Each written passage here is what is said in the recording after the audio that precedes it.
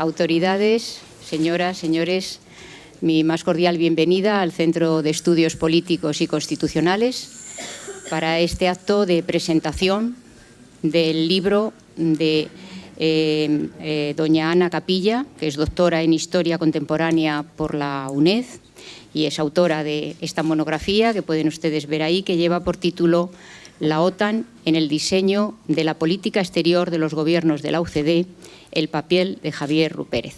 Presentamos, como digo, hoy este libro en el Centro de Estudios y en la mesa contamos con la presencia, los voy a citar por el orden en el que van a intervenir. En primer lugar, don Daniel Sada Castaño, que es rector magnífico de la Universidad Francisco de Vitoria, doña Ana Capilla, que, como he dicho, es la autora del libro y doctora en Historia Contemporánea, don Javier Rupérez, embajador de España, y don José María Aznar, expresidente del Gobierno. Bienvenidos a los cuatro a la mesa. Muchas gracias por su presencia esta tarde aquí. En primer lugar, doy la palabra a don Javier Sada Castaño, rector magnífico, como he dicho, de la Universidad Francisco de Vitoria, para su intervención. Presidente, embajador, directora del Centro de Estudios Políticos y Constitucionales, profesora Capilla, autoridades y amigos que hoy nos acompañáis aquí. La verdad es que siempre es un privilegio asistir a la presentación de un libro, pero si es un libro que habla de historia reciente de todos los que la hemos vivido y encima es un libro que, además de presentarlo a la historiadora, se presenta con protagonistas de esa historia, pues es especialmente interesante y especial el momento. Hace 800 años la universidad nace para buscar la verdad, y buscar la verdad traducido a tiempos de hoy, entre otras cosas, significa pues hacerse presente en los debates y en los temas contemporáneos, y es lo que la doctora Capilla hace, arrojando luz sobre un momento de nuestra historia muy importante y que tiene que ver con la política exterior española y con la política en general. Para la universidad, mi universidad, que cumple este año 25 años, pues a pesar de su juventud, es un especial orgullo el que profesores e investigadores suyos hagan aportaciones como la que la doctora Capilla hace a través de esta publicación. Y por eso pues, por mi parte, especial agradecimiento a que hayas querido contar conmigo en este acto. Creo que el libro plasma muy bien la vocación española tradicional, que es una vocación europea, atlántica y sobre todo universal. Un país como España languidece cuando se ensimisma y se hace grande cuando cumple su vocación de apertura. Lo mismo que le pasa a la universidad cuando la universidad se convierte en Torre de Marfil y deja de pensarse como servicio a la sociedad, pues en sí misma languidece y deja de aportar valor.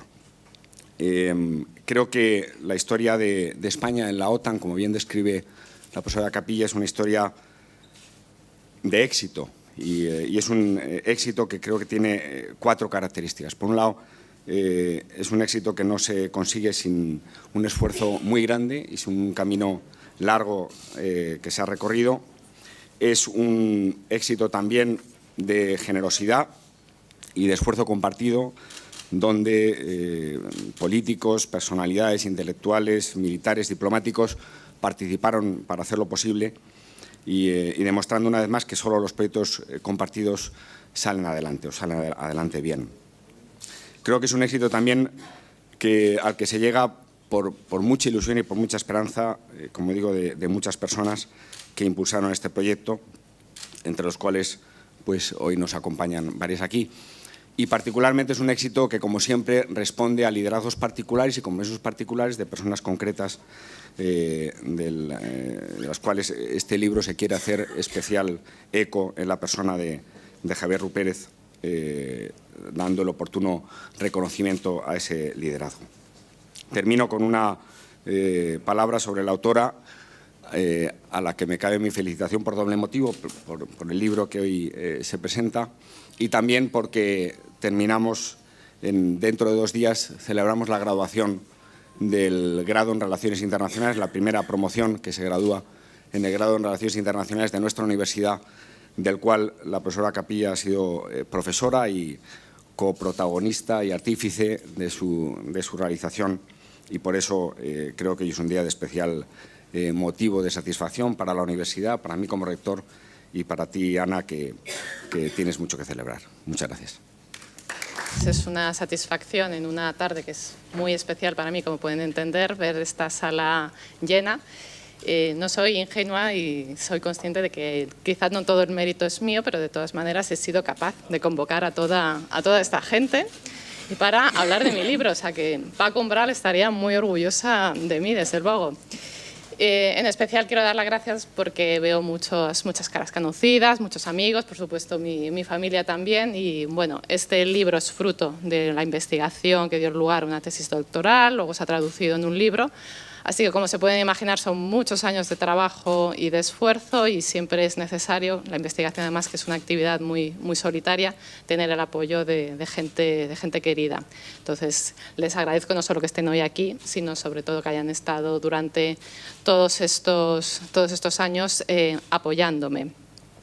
La verdad es que además la investigación siempre ha sido parte de mi trayectoria, pero no mi actividad principal. Digamos que ha sido un complemento. O sea que este libro ha sido posible porque he quitado mucho tiempo, pues eso, a familia, amigos, incluso al descanso. Ha sido un largo trayecto el que me ha traído aquí, pero la verdad es que estoy muy satisfecha y tengo que agradecer también a las personas que me acompañan en la mesa hoy, porque desde luego es un lujo poder contar en la presentación con todos ellos. Quiero empezar por la directora, por abrirnos las puertas del centro, que es un sitio además yo creo que especialmente idóneo para un libro como el que se presenta. Quiero dar también las gracias pues a mi rector, porque efectivamente pues, esto es un proyecto común. Además, también en esta sala hay representación de la universidad, de la comunidad UFV, y la verdad es que estoy encantada de poder contar con él. Un agradecimiento muy especial al embajador Rupérez, porque ha sido parte importante de ese trayecto. Sin él no hubiera habido libro. Porque el libro ha sido posible, básicamente se basa en gran medida en entrevistas que hice. Él va a decir que son interrogatorios, lo sé, pero no. Eran entrevistas, hombre, había que sacar información, intensas, bueno, pero eran entrevistas y sobre todo su archivo personal. Y los historiadores que están en la sala son conscientes de lo importante que es poder tener acceso a archivos personales, dada la dificultad de acceder a los archivos oficiales, y ha sido muy generoso por parte de Javier Rupérez todos estos años someterse pues eso, a las entrevistas, interrogatorios y sobre todo compartir sus documentos, porque las grandes aportaciones que hay en el libro es gracias a la documentación que él tiene en su archivo. Y también tengo que dar un agradecimiento muy especial al presidente Aznar, porque este libro, como tantas otras cosas, se deben en gran parte a mi paso por la Fundación FAES. Y bueno, por eso para mí era importante también que estuviera aquí.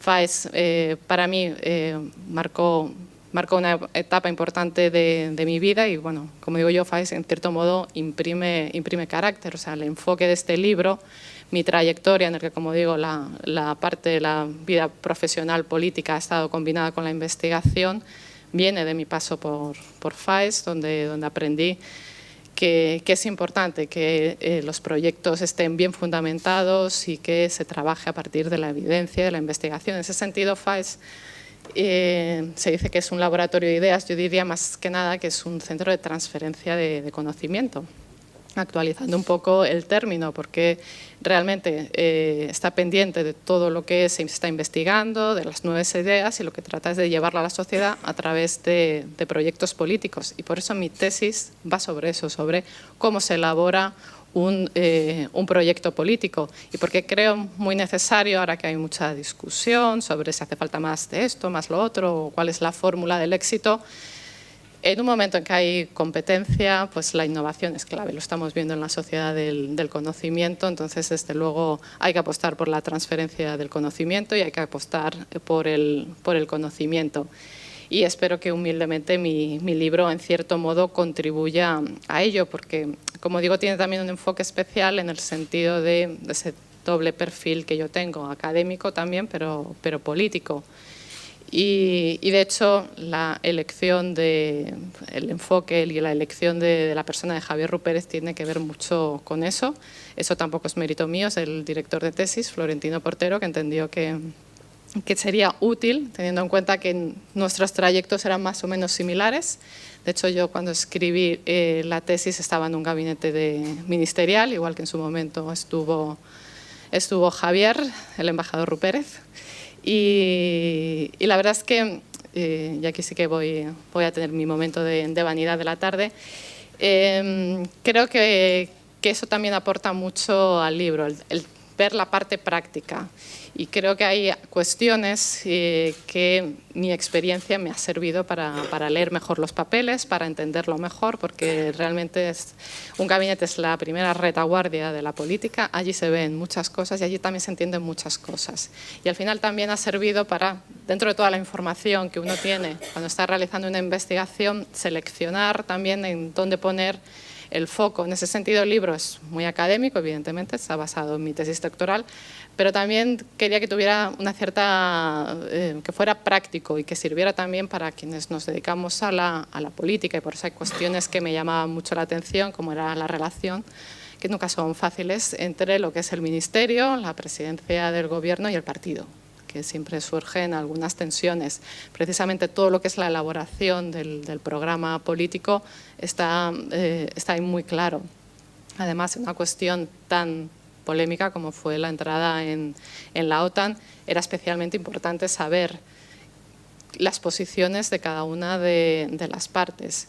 También una cuestión que quizá llama un poco la atención, yo sé que en el Tribunal de Tesis llama mucho la atención, dice, te fijas mucho en lo que era la opinión pública, en el apoyo, cómo se va perdiendo apoyo en la opinión pública, en que apenas se hizo campaña informativa, que eso fue una de las cuestiones que también se reflejan en el libro, y porque la política también es eso. Por un lado, es cierto que estaba abierto el proceso de transición, todo el proyecto constitucional estaba en marcha, eso refrena un poco una decisión controvertida como podía ser la entrada en la OTAN, porque no todas las fuerzas políticas estaban de acuerdo.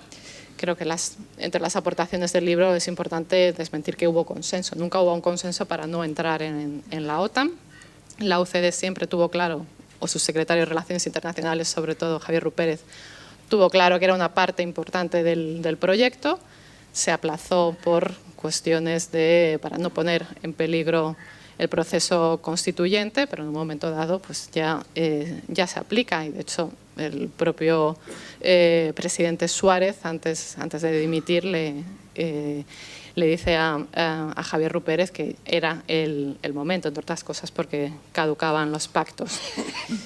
Pero bueno, quiero decir que por esa parte ha habido también un esfuerzo también de intentar entender desde la perspectiva de mi experiencia los distintos posicionamientos políticos y además, pues efectivamente, yo escribo también en un momento en el que, digamos que en España se vivían unas circunstancias complicadas. Yo estaba en un gabinete ministerial, pero digamos que la política no atravesaba sus mejores momentos. También, no solo en España, también en Europa había gobiernos tecnócratas y había una grave crisis económica. Parecía que lo que tenía foco era eso, no otro tipo de cuestiones. Y en ese sentido el libro y la investigación era también como un refugio, un contraste con lo que estaba viviendo, y creo que eso también se traduce mucho en que hay una cierta nostalgia por cómo se hicieron las cosas, por también el coraje político que demostraron pues, desde el embajador Rupérez, pero también y especialmente Calvo Sotelo. Yo creo que al final, en su debate de investiduras, cuando se produce el golpe de Estado, lo primero que tiene que afrontar es el juicio del golpe de Estado. Y a pesar de ello es consciente de que había que concluir la tarea en materia de política exterior y que la OCDE estaba desintegrándose y que había que sí o sí apostar por la entrada en la OTAN, consciente de que si no lo hacía OCDE probablemente no se hubiera hecho. Yo creo que ahí es muy interesante cuando dice Javier Rupérez, una vez que se arrió la bandera en la sede de la OTAN, ya eras consciente de que España no iba a abandonar esa institución. Pero todo ello fue un coste político importante con toda la campaña que hubo en la calle, y esto bueno, es la razón también para elegir ese foco en ese tema de la entrada en la OTAN. La política exterior no suele estar en el debate político y lo acabamos de ver en las últimas elecciones, en los famosos debates sucesivos que hubo. No hubo ni siquiera un bloque sobre política exterior. Y cuando lo ha habido es porque ha habido movilizaciones en la calle. La OTAN es el caso más claro y, de hecho, pues efectivamente parece que todavía como si arrastráramos un cierto pecado original sobre cómo se entró en la OTAN, que por cierto se entró por mayoría absoluta. No fue solo la UCD la que estuvo a favor de la entrada en la OTAN. Y yo creo que era importante también que el libro contribuyera pues, a desmitificar todo eso, a aportar luz sobre cómo se hizo y, en cierto modo, pues ya digo, quizá también por mis circunstancias personales, rendir homenaje a las personas que lo hicieron posible y que sobre todo antepusieron, que eso se echa a veces de menos, antepusieron lo que creían que era mejor para España a su propia ambición política. Porque, bueno, esto lo he hablado muchas veces, siempre se dice que a lo mejor Calvo Sotelo no tenía un exceso de ambición política. Los que hemos estado sabemos que no eres ministro si no quieres, si no tienes ambición política, mucho más presidente de gobierno.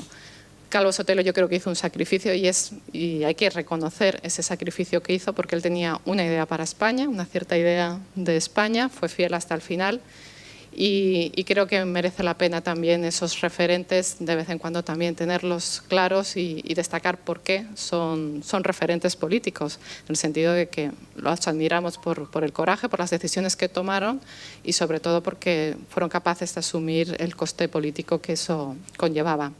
Y no me extiendo más, creo que para hablar de mi libro ya ha sido más que suficiente. Muchas gracias. A continuación escuchamos a don Javier Rupérez, embajador de España, cuando quieras. Un buen amigo mío, que está hoy aquí presente, al saber de la existencia de un libro que me concedía un cierto protagonismo, no pudo por menos de expresar su admiración y su sorpresa. Y me dijo, eso solo le ocurre a los muertos. Y me dijo con una cierta, que yo llamaría cariñosa brutalidad. Por supuesto, presumo que no exenta de cierta envidia. Y añadió,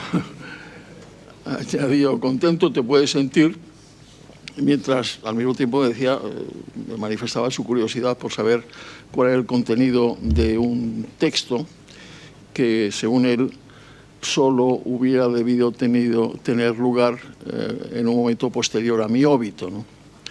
De manera que con esa confusa sensación encerrada en la supervivencia con la que aquí comparezco, gracias a Ana Capilla, y dando gracias al cielo por así permitirme contemplar cosas que en puridad de doctrina siempre, según mi amigo, debería pertenecer al reino de lo póstumo, pues aquí estoy celebrando la presentación de un libro de una gran estudiosa y de una gran amiga que es Ana Capilla.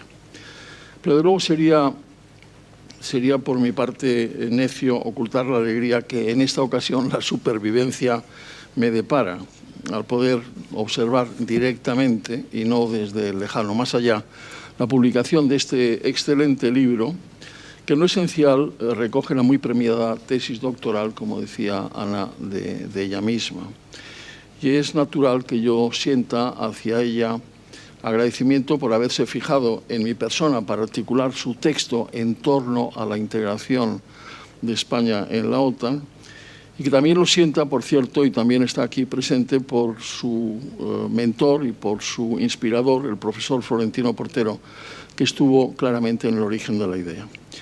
Y ese sentimiento, que es un sentimiento inevitablemente personal, sin embargo, se ve acompañado por otros sentimientos menos sentimentales y más objetivos. Este es un libro, y no hace falta que lo diga ella, lo he seguido muy de cerca, es un libro trabajosamente investigado, urdido con mucha inteligencia, escrito con buen estilo y narrado con la pasión y con la dedicación que el tema y la época merecen. Y aunque solo fuera por eso, merecería que mi agradecimiento fuera mucho más allá del hecho que mi nombre aparezca en la portada del libro junto con el nombre de la OTAN y el nombre de la UCD. aunque, como muchos de ustedes antiguos y permanentes amigos saben, las dos, la UCD y la OTAN, constituyeron parte importante de mis pasiones confesas en los tiempos de mi postrera juventud y primera madurez. Debo dejar inmediatamente claro, sin embargo, y desde el principio, que el libro de Ana Capilla no es una geografía, no es un libro publicitario. Y, en efecto, deja Ana constancia en sus primeras páginas del apoyo que en mi persona y archivos encontró para su tesis, en un recorrido de encuentros que, más que entrevistas, y lo ha dicho ella, pero lo reafirmo yo, más que entrevistas eran realmente interrogatorios, y durante los cuales, sin demasiados miramientos, descubrió vacilaciones, contradicciones y recovecos en mi camino hacia lo que yo llamaría la salvación otánica. Pero en la descripción de esa peripecia, expresada con una notable carencia de adjetivos que pudieran empañar la neutralidad del relato, recurrió además a otras fuentes y a otras diferentes experiencias. El tejido resultante puede, con razón, presumir de ser una aproximación razonada, objetiva y profunda al proceso que habría de recorrer España para desembocar en una de las más trascendentes decisiones tomadas por el país en el curso de estos últimos 40 años en el terreno de su política exterior. Y como pueden ustedes también fácilmente comprobar y deducir, también en el terreno de su política interior. Porque desde los primeros tiempos universitarios, desde mis primeros tiempos universitarios, aquellos en los que un breve y corto puñado de jovenzuelos seguimos a Joaquín Ruiz Jiménez en la Fundación de Cuadernos para el Diálogo, diplomacia y política han sido para mí dos caras de la misma moneda, la de una comunidad nacional construida en libertad y regida por la democracia. Las insuficiencias evidentes del momento dictatorial impedían claramente que el propósito se consumara en una contradicción continua entre los intereses que el régimen decía perseguir y los principios que pretendía encarnar. Así, España desembocaba en un callejón sin salida en la que el país, ausente de reputación, carecía de la más elemental de las credibilidades. Y ello se me hizo cada vez más evidente en mis primeras experiencias diplomáticas, con particular crudeza en las diversas fases de la Conferencia sobre la Seguridad y la Cooperación en Europa, donde los países participantes se agrupaban en tres grupos. Estaban los occidentales, estaban los socialistas y estaban los neutrales y no alineados. Aunque en verdad los únicos verdaderamente no alineados, extrañamente unidos en su condición solitaria, eran dos: el Vaticano y España. Aquello que el castizo hubiera definido como la soledad de dos en compañía. Por ello, mi primera preocupación, cuando ya de vuelta a España y muy pronto después del fallecimiento de Franco, tuve la oportunidad de trabajar en el Ministerio de Asuntos Exteriores con Marcelino Oreja, mi primera preocupación, mi primera ocupación fue la de imaginar la proyección de una sociedad democrática hacia el exterior, una proyección hacia el exterior en la que no tuviéramos que avergonzarnos de nuestra estructura doméstica, una estructura doméstica que fuera perfectamente comparable y equiparable a los que eufemísticamente llamamos en aquel momento los países de nuestro entorno, es decir, las democracias europeas, y además practicáramos con todas ellas las mismas creencias y los mismos hábitos. Entre ellos, la adhesión a los documentos internacionales sobre los derechos humanos, realizada muy tempranamente, ya en el año 1976, en su segunda mitad, y la pertenencia a las instituciones en que nuestros vecinos se agrupaban, principalmente en el Consejo de Europa y lo que entonces se llamaba las Comunidades Europeas. Confieso que en aquellos momentos iniciales la OTAN no estaba todavía en la primera línea de mis prioridades. Y tengo que reconocer, y reconozco gustosamente, que Ana Capilla describe muy bien mi conversión a la verdadera fe. Y no quiero ahora, con una explicación seguramente interesada, privarles del placer de leer en el libro de Ana los recovecos de mi conversión, que en realidad no fue ni tumbativa ni traumática y pertenece más bien a la categoría de las evoluciones cognitivas, como hoy dirían los los teóricos posmodernos. El caso es que desde la Secretaría de Relaciones Internacionales de la OCDE y elaborando sobre mis experiencias en el Ministerio de Asuntos Exteriores, pude pergeñar un modelo integrado de política exterior y defensa, que incluía también un esquema de política de migración, a la que pronto encontré etiqueta y propósito. Debería ser europea, democrática y occidental, y sobre la cual no deberían hacerse opciones selectivas, es decir, la OTAN y las comunidades económicas europeas pertenecían a la misma familia y no deberíamos ampararnos en la singularidad para decir sí a las segundas y no a la primera. Y esa es la historia que Ana Capilla narra, con el lujo de detalles que supone el análisis del interior de la OCDE, las negativas del socialismo patrio para embarcarse en el barco atlántico y, desde luego, el momento final, en noviembre de 1981, y también lo recuerda Ana Capilla, cuando por la mayoría absoluta de sus miembros, el Congreso de los Diputados decidió autorizar al gobierno español a suscribir el Tratado de Washington de 1949, constitutivo de la Organización del Tratado del Atlántico Norte. Y tengo que decir que me siento orgulloso de haber tenido alguna participación en ese proceso, un proceso que no estuvo ausente de retrasos y de sobresaltos, pero que en definitiva permitió igualar sin roces la democracia de la política doméstica con su correspondencia exterior.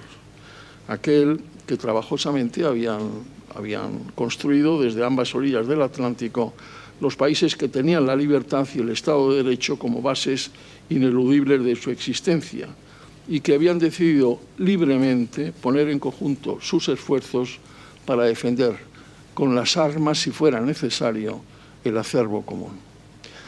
Creo además que la pertenencia a la OTAN fue una llave esencial para facilitar nuestra negociación con las comunidades económicas europeas, mientras que posteriormente ha facilitado la comprensión ciudadana de los temas relativos a la seguridad internacional y nuestras obligaciones y derechos derivados del contexto global en el que estamos, sin por ello olvidar las oportunidades abiertas a nuestras Fuerzas Armadas para mejorar sus capacidades de defensa, ampliar el círculo de sus contactos y responder adecuadamente a sus obligaciones constitucionales.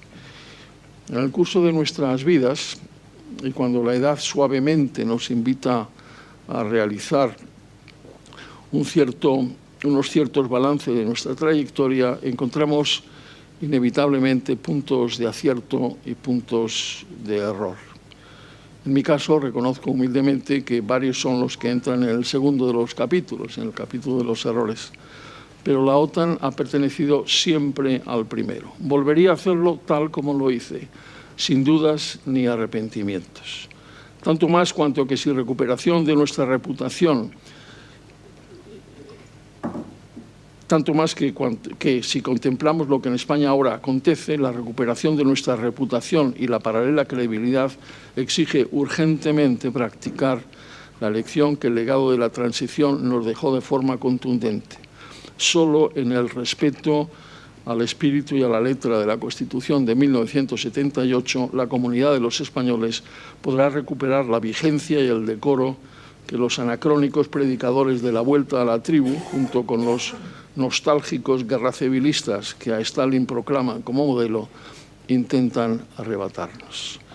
Y basta con analizar los actuales baremos de prestigio internacional para comprobar cómo la España de 2019 ya no está en los lugares que solía frecuentar antes de 2004.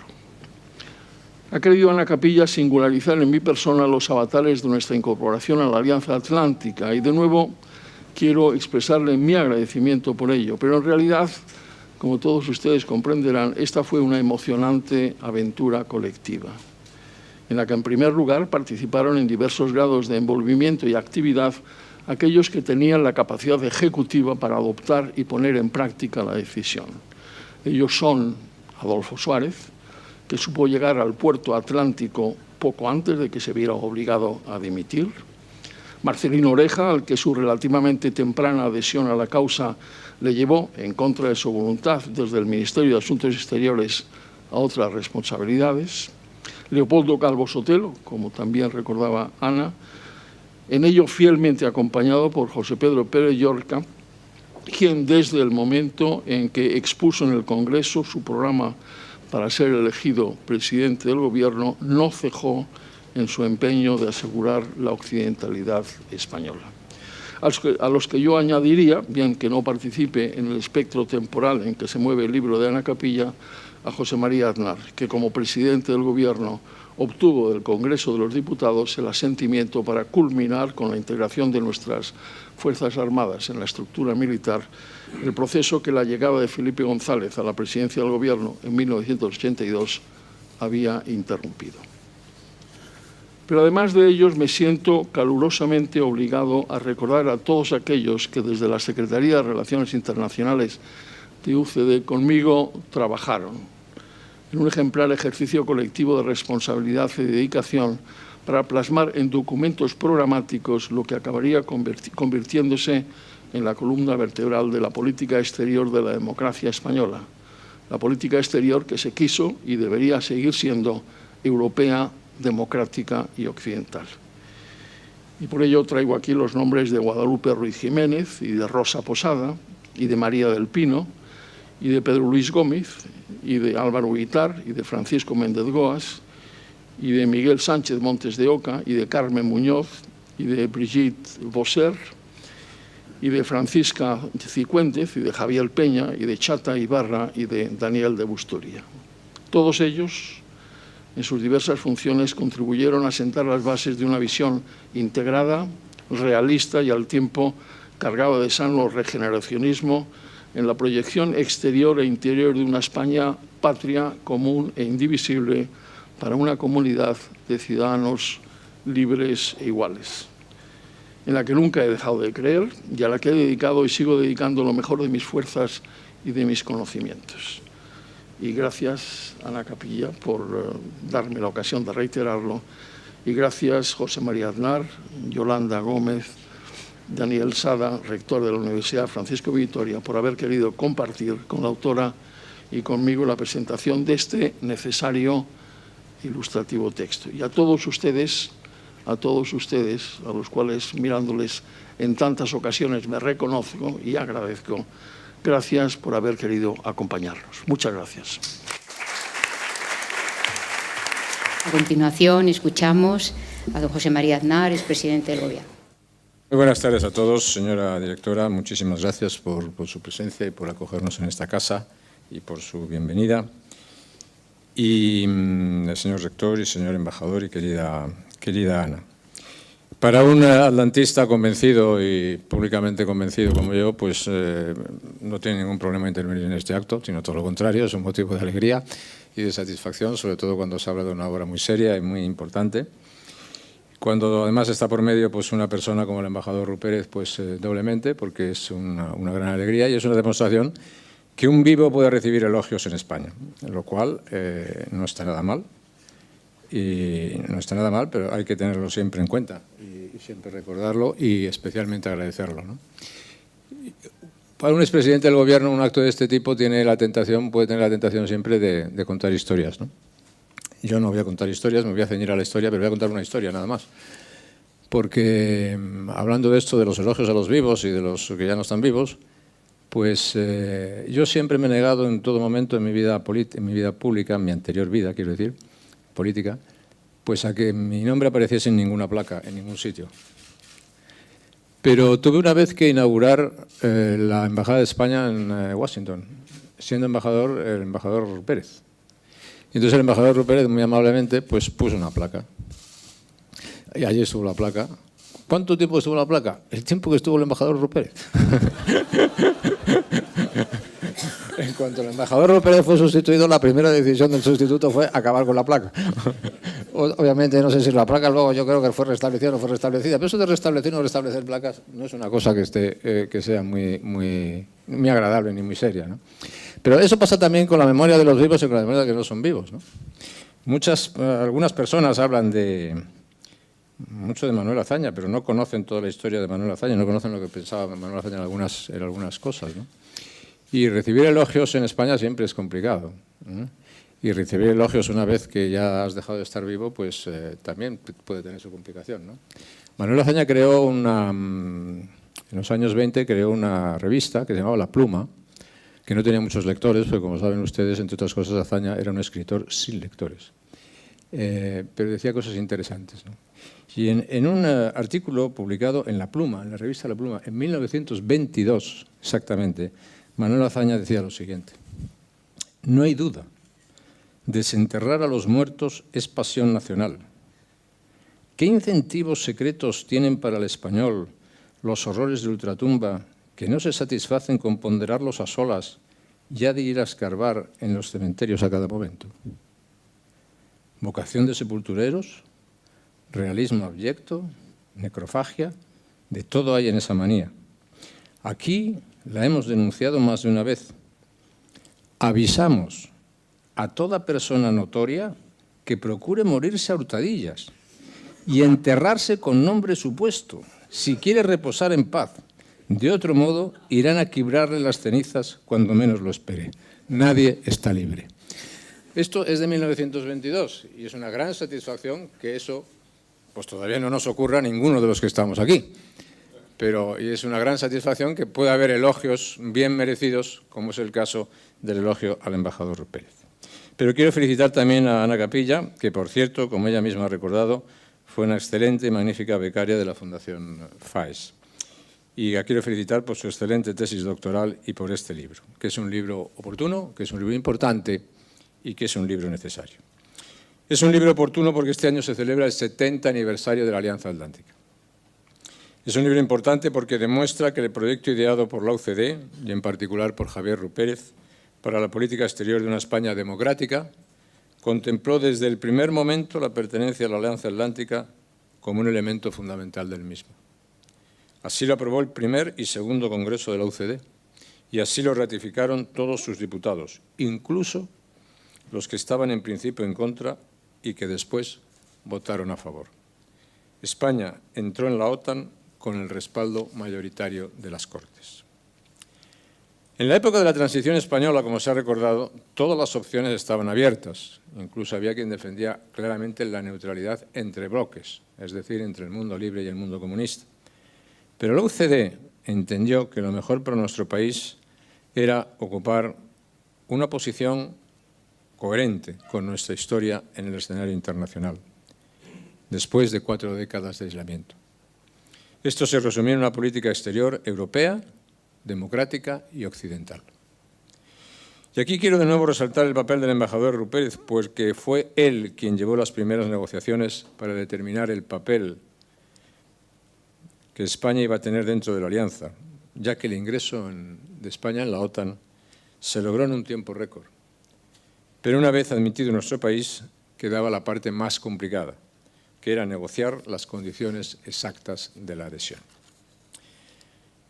Entonces, este libro es necesario no solo porque demuestra la vocación atlántica del centro-derecha español y sus méritos para que España forme parte de la familia atlántica, sino porque explica bien que la construcción de la defensa común, de la defensa de los países transatlánticos, empieza por el Estado-nación.